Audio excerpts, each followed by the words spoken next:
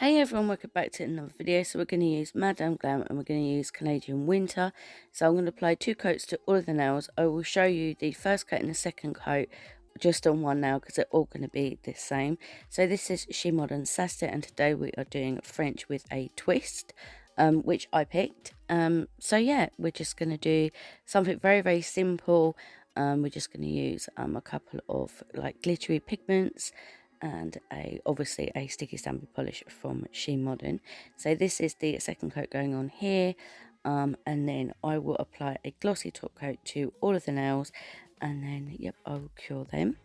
So I'm curing them for 60 seconds in my LED light, and it's 2 minutes in a UV. So there you go, there's 2 coats there. I'm just going to quickly put a top coat on, and then I will show you what I'm going to be using today. So I'm going to be using a plate I got off of Temu. So this is it here, JTC043. I'm also going to be using the opaque white sticky stamping polish, obviously from Shemodern, and I'm also going to be using neon orange pigment and yellow bright neon pigment as well. These are both shimmery. I will try and show you in a second. You can see it more on the orange than on the yellow. And I'm also going to be using the clear jelly stamper, the reinforced one from Shemodern, and also the Shemodern scraping card, which Teddy got hold of. I think he thought it was edible.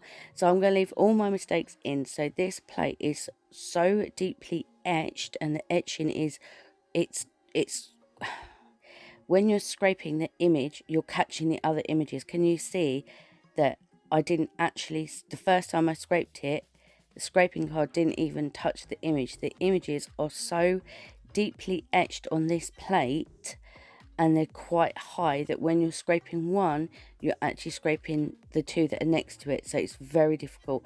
So if you have this plate and it is like this, or you have a deeply etched plate like this, then just move it around and see which way works better, because this plate, yeah, it was a bit of a pain. But I'm going to leave it all in just so you can see that I'm not perfect. Nobody is. We're all human. We all, have struggles. But this plate was a struggle bus for sure. So I've turned the plate again. I've applied the stamping polish. I'll sped this up to 1.2. Otherwise the video would be like 25 minutes long. But I did leave it to sit just for maybe 2 or 3 seconds, just so it fills that image up, because it is so deep and it's so deeply etched. It's unreal.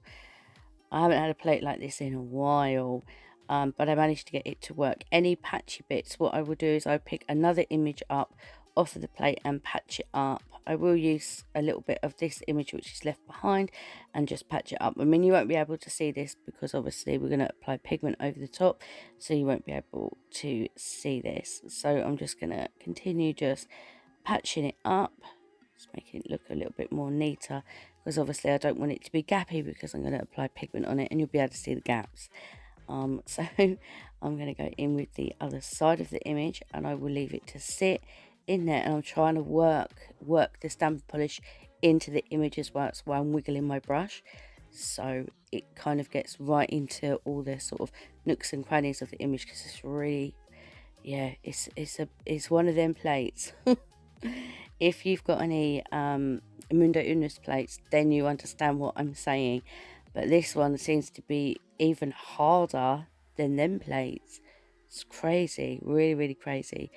So yeah, I'm just going to continue to patch it up. So I will use another image off of the plate, which is one of the, obviously the French ones down the bottom.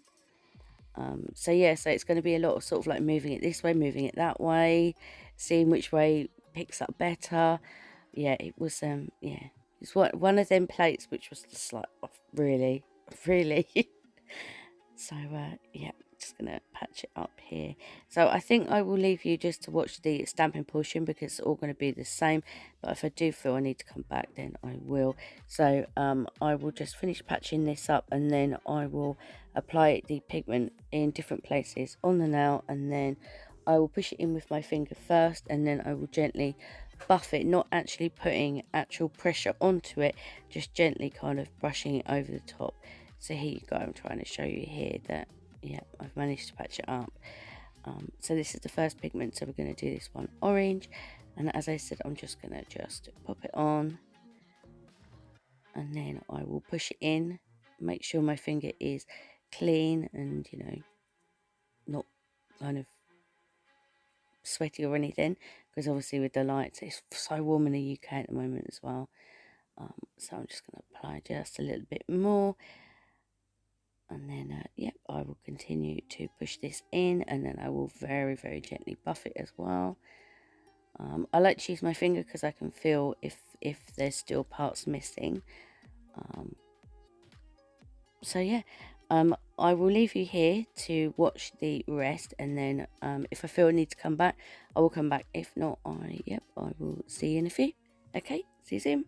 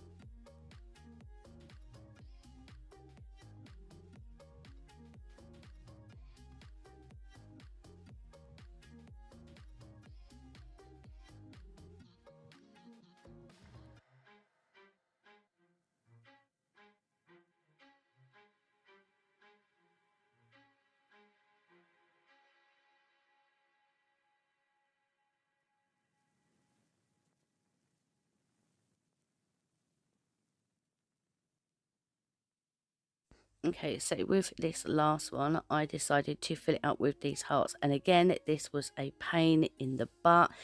Again, it's just so deeply etched. It's just, look, it's just crazy. But I thought I would leave all my mistakes in. So, you know, you may learn something from them, maybe. I don't know. But yeah, I like to leave my mistakes in because you never know, your mistakes might help somebody else. So yeah, it was a bit of a pain in the bum. So with this one, I'm going to fill all of the like French bit in with these hearts. So I'm going to put 3 down the middle and 2 on each side, and then I will apply the pigment over the top. The pigment does leave kind of like I don't know what you call it, I can't think today. It leaves kind of like a background colour on it, but I didn't actually mind that. So I didn't try and get it off with rubbing alcohol. I just left it. I just kneaded it up just a tiny little bit at the top, and yeah, I just left it because I thought it was quite nice to kind of have that backdrop, because the pigment, yeah, it kind of it's stuck to the glossy top coat, but it's not like it's really harsh. It's quite sort of like sheer, and I quite liked how it looked. So yeah, I left it in.